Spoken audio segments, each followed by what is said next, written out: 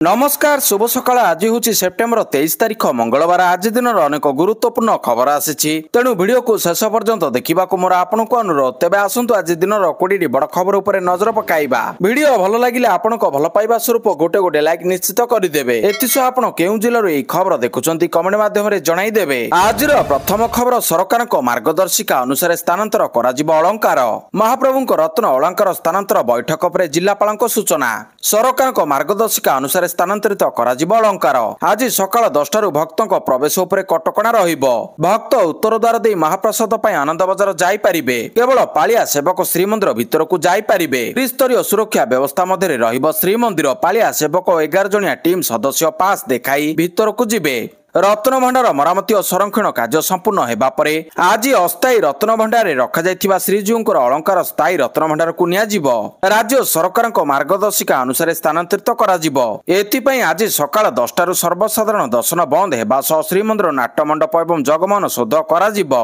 रत्न भंडार स्थानांतर कार्य समापन परे प्रवेश कटकणा प्रत्याहार तथा दर्शन स्वाभाविक हेबो परवर्ती खबर देश में लागू है नुआ जीएसटी अरुणाचल प्रदेश देशवासी को अभिनंदन जणाइले मोदी प्रधानमंत्री नरेंद्र मोदी अरुणाचल प्रदेश और त्रिपुरा गस्तरे अछंती देशर नुआ जीएसटी हार लागू होइतिबारु अरुणाचल प्रदेश राजधानी ईटानगर में मोदी देशवासी को अभिनंदन जणाइबा सहित व्यवसायी मानक सहित आलोचना करछंती नुआ जीएसटी हार द्वारा साधारण लोकों ठारू आरंभ कर व्यवसायी समस्ते लाभवान हेबे राजधानी ईटानगर 5100 कोटी टंकार अधिक टंकार विभिन्न विकासमूलक प्रकल्पर उद्घाटन और भित्तिप्रस्तर स्थापन करछंती एतिरे सियोम उप बेसिन रे विकसित हेबाकु थिबा हिओ जलविद्युत प्रकल्प एवं टाटो 1 जलविद्युत प्रकल्प अंतर्भुक्त रहिछि ईटानगर 5100 कोटी अधिक टंकार विभिन्न विकासमूलक प्रकल्पर उद्घाटन और भित्तिप्रस्तर स्थापन करछंती दुई राज्य में विभिन्न प्रकल्प 5127 कोटी टंका व्यय अटकल करा जायछि त्रिपुरा राजधानी अगरताल रे विभिन्न कार्यक्रम पर अगरताल रु मोदी हेलिकॉप्टर रे त्रिपुरा रो उदयपुर जिबे सेठारे 524 वर्षर पुराना माता त्रिपुरा सुंदरी मंदिर पुनः विकास काम उद्घाटन करिवार कार्यक्रम रहिछि एई मंदिर रो विकास पई 70 कोटी टंका खर्च करा जायछि हेलीपैड रु मोदी त्रिपुरा सुंदरी मंदिर पर्यंत 12 किलोमीटर रोड शो करिवे परवर्ती खबर दशहरा बेले प्रबल वर्षिब चलित वर्ष फिका पड़ी पारे दशहरा उत्तर पूर्व बंगोपसागर एवं आखपाख अंचल में लघुचाप क्षेत्र सृष्टि या सहित जड़ित घूर्णिबल समुद्र पतन ठारू 5.8 किलोमीटर उच्चता पर्यंत व्यापी यह आगामी 24 घंटा भितर पश्चिम उत्तर पश्चिम दिगरे गति करिबो फल राज्यर विभिन्न स्थान में वर्षा जारी रही सेप्टेम्बर 25 तारिख पाखापाखि आउ एक लघुचाप क्षेत्र सृष्टि संभावना रही पूर्व केन्द्रीय एवं संलग्न उत्तर बंग सागर आउ एक नूतन लघुचाप क्षेत्र सृष्टि होबार संभावना अच्छी यह 26 तारिख पाखापाखि अवपात परिणत होबार संभावना रही दक्षिण ओडिशा उत्तर आंध्र प्रदेश उपकूल अतिक्रम करिबार संभावना अच्छी परवर्ती खबर पाकिस्तान को राजनाथ परोक्ष धमक कहले दिन आसिबो पीओके भी कहबा आमे भारतर मरकोरे प्रतिरक्षा मंत्री राजनाथ सिंह एई अवसर रे बड़ बयान रखिजंती प्रतिरक्षा मंत्री से कहिसंती दिने एमिति समय आसिबो पाकिस्तान अधिकृत काश्मीर पीओके कहबो से मध्य भारतर युद्धर आवश्यकता पड़िबो नाही से माने आपे आपे मिसिबे पीओके बासी स्वाधीनता चाहूछंती मरकोरे पहुंचीबा परे प्रतिरक्षा मंत्री राजनाथ सिंह राबर्ट रे भारतीय समुदाय सह मत विनिमय करछंती परवर्ती खबर चिटफंड क्षतिग्रस्तों को 49 कोटी टंका क्षतिपूरण देई सालेनी सरकार मौसुमी अधिवेशन चतुर्थ दिन में मध्य विरोधी हट्टगोल जो गृह अचलावस्था रही गृहर मध्यभाग को आसी होहल्ला करबा परे अपराह्न 4टा जाए मुलतवी घोषणा करछंती बाचस्पति एहारी मध्य बीजेडी विधायक गौतम बुद्ध दासको एक लिखित प्रश्नर उत्तर रखिछंती मुख्यमंत्री मोहन माझी एई प्रश्न चिटफंड क्षतिग्रस्तों को नैथिला विगत 14 मास मध्य चिटफंड क्षतिग्रस्तों को केते टंका फेरस्त करिछंती ओ केते क्षतिग्रस्त चिन्हट होइछंती ताहाकु नै सूचना मागिथिले एहा सहित क्षतिपूरण टंका देबाकू बजेट रे केते टंकार प्रावधान रहिछि जदि कोनोसी प्रावधान नाही तेबे सरकार टंका केउठु आनिबे बोली प्रश्न करथिले गौतम बुद्ध दास बीजेडी विधायकों प्रश्नर लिखित उत्तर रखिछंती मोहन माझी मुख्यमंत्री सूचना मुताबक गत 14 मास मध्य चिटफंड क्षतिग्रस्तों को 49 कोटी 67 लक्ष 68,548 टंका मिलिछि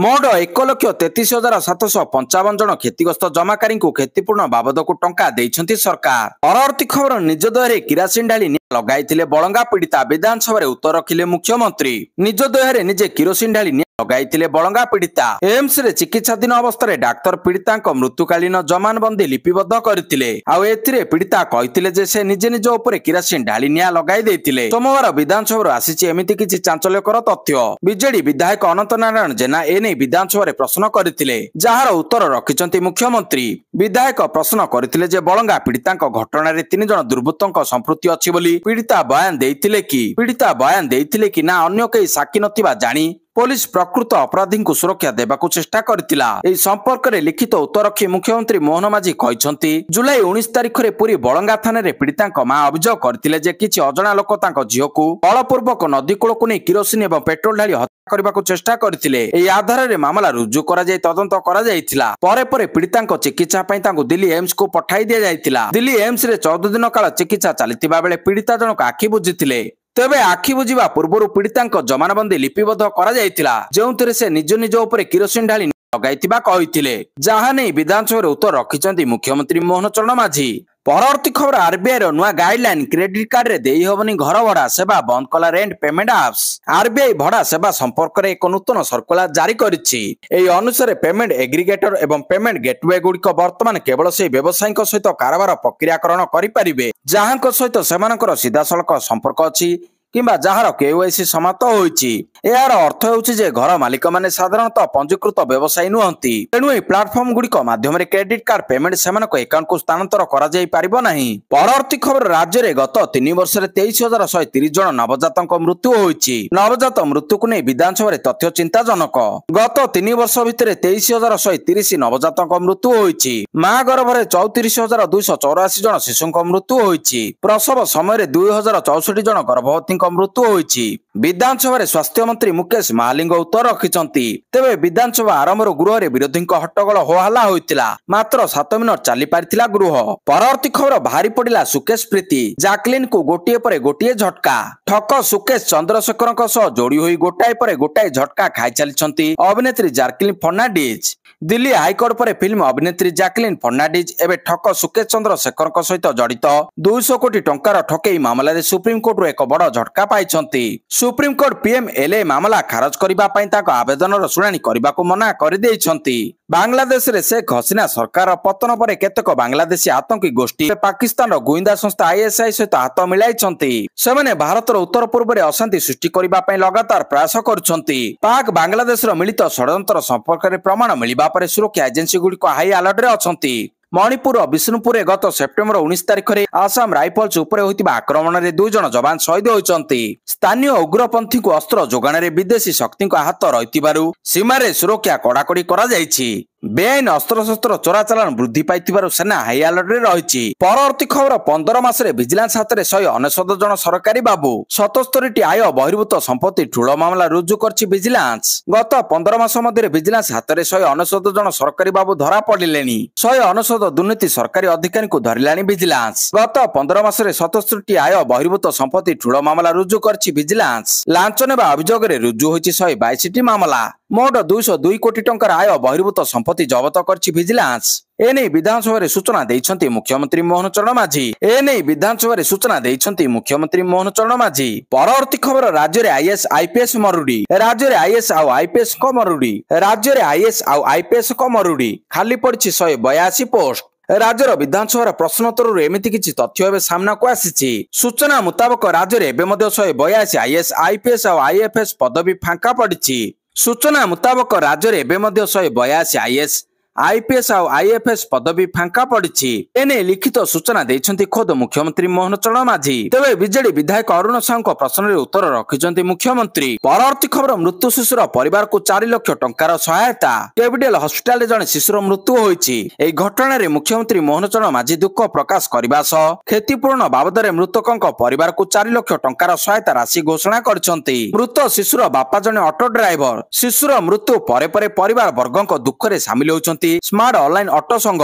ରାସ୍ତାରେ ଅଟୋ ରଖି କରୁଛନ୍ତି ଆନ୍ଦୋଳନ। ବିମାନବନ୍ଦର ଛକରୁ କ୍ୟାପିଟାଲ ହସ୍ପିଟାଲ ଛକ ଯାଏଁ ରାସ୍ତା ଅବରୋଧ ହୋଇଛି। ତେଣେ ଚିକିତ୍ସା ଅଭାବରୁ ଶିଶୁର ମୃତ୍ୟୁ ହୋଇଥିବା ଅଭିଯୋଗ ଆସିଛି। ଏହି ପ୍ରତିବାଦ ସମୟରେ ପୋଲିସ ଅଟୋ ଚାଳକଙ୍କୁ ବାଡେଇବାର ଉତ୍ତେଜନା ପ୍ରକାଶ ପାଇଥିଲା। କ୍ୟାପିଟାଲ ହସ୍ପିଟାଲରେ ଜଣେ ଶିଶୁର ମୃତ୍ୟୁ ହୋଇଛି। ଘଟଣାରେ ମୁଖ୍ୟମନ୍ତ୍ରୀ ମୋହନ ଚରଣ ମାଝୀ ଦୁଃଖ ପ୍ରକାଶ କରିବା ସହ କ୍ଷତିପୂରଣ ବାବଦରେ ମୃତକଙ୍କ ପରିବାରକୁ 4 ଲକ୍ଷ ଟଙ୍କାର ସହାୟତା ରାଶି ଘୋଷଣା କରିଛନ୍ତି। ପରବର୍ତ୍ତୀ ଖବର କଂଗ୍ରେସର ଅନାସ୍ଥା ନୋଟିସ ଆଗ୍ରହ। କଂଗ୍ରେସର ଅନାସ୍ଥା ନୋଟିସ ଆଗ୍ରହ କଲେ ବାଚସ୍ପତି। ଗୃହରେ ଅଚଳାବସ୍ଥା ଯୋଗୁଁ ଅବଧି ସରିଛି ଜଣାଇଲେ। ଅନାସ୍ଥା ନୋଟିସ ଆସିବାର ପରଦିନ ଗୃହକୁ ଆଣିବା ପାଇଁ ନିର୍ଦ୍ଦେଶ ଦେଇଥିଲେ। ମାତ୍ର ଗୃହ ସ୍ୱାଭାବିକ ନଥିବାରୁ ଗୃହକୁ ଆସିପାରି ନଥିଲା। ଯାହାପରେ ସୋମବାର 4ଟାରେ ଗୃହ କାର୍ଯ୍ୟ ଆରମ୍ଭ ହେବା ପରେ ଗୃହର ମଧ୍ୟଭାଗକୁ ଆସି ହଟ୍ଟଗୋଳ କରିଛନ୍ତି କଂଗ୍ରେସ ବିଧାୟକ। ଏହା ସହ କଂଗ୍ରେସ ଅଭିଯୋଗ ଆଣିଛି ଯେ ବିଧାନସଭାରେ ଏହି ଏକ ଷଡଯନ୍ତ୍ର। ପରବର୍ତ୍ତୀ ଖବର ନିଜ ନାଗରିକଙ୍କ ଉପରେ ଏୟାର ଷ୍ଟ୍ରାଇକ୍ କଲା ପାକିସ୍ତାନ ସେନା, 30 ମୃତ।